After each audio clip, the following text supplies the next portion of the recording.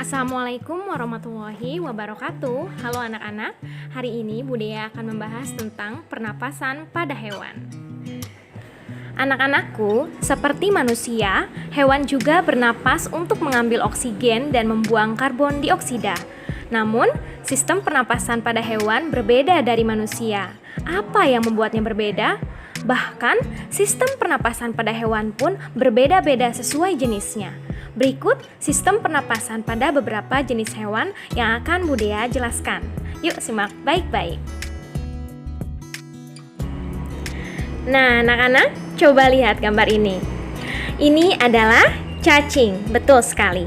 Yang pertama, alat dan sistem pernapasan pada cacing tanah yang akan Ibu Dea jelaskan, atau disebut juga vermes. Cacing tidak mempunyai alat pernapasan khusus. Cacing bernapas melalui permukaan kulit. Ya, sekali lagi, cacing bernapas melalui permukaan kulit. Kulit cacing selalu basah dan berlendir untuk memudahkan penyerapan oksigen dari udara.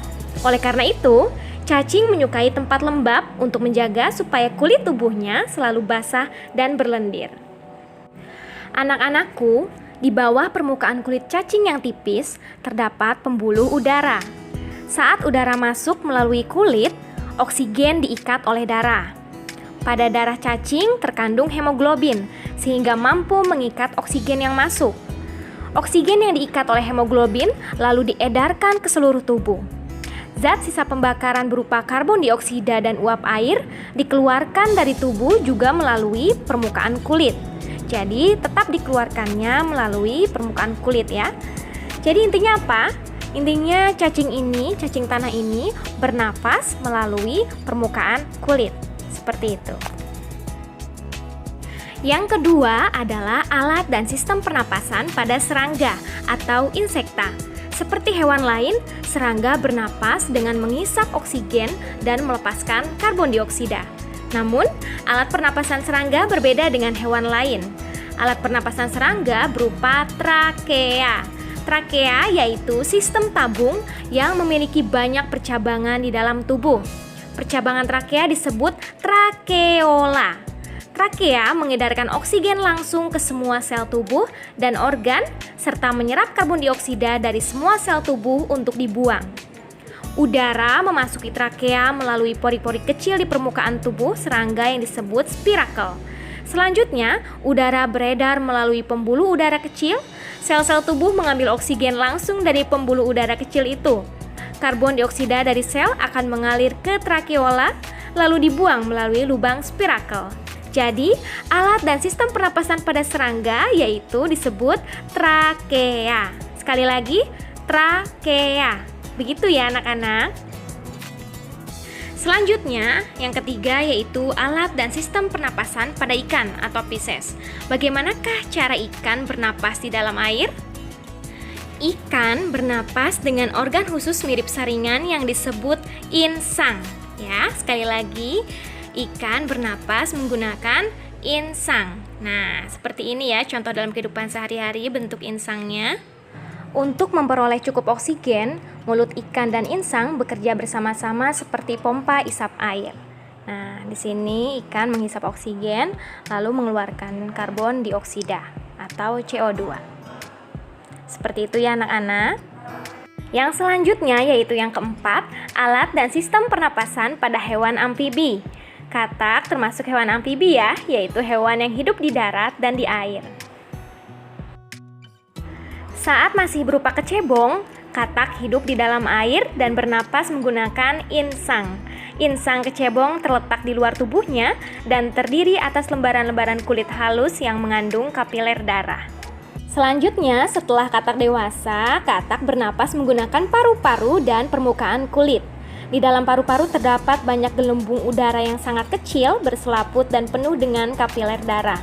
Di dalam gelembung udara, oksigen diserap dan karbon dioksida dikeluarkan. Selain dengan paru-paru, katak juga bernapas melalui kulitnya. Permukaan kulit katak selalu basah agar memudahkan penyerapan oksigen dari udara.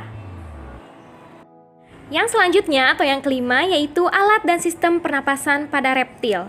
Reptil bernapas menggunakan paru-paru. Udara masuk melalui hidung, lalu ke batang tenggorokan, lalu ke paru-paru. Paru-paru reptil terletak di dalam rongga dada dan dilindungi oleh tulang rusuk. Pada reptil yang sering berkubang di air seperti buaya, lubang hidungnya dapat ditutup selama menyelam. Dengan begitu, air tidak akan masuk ke dalam paru-paru.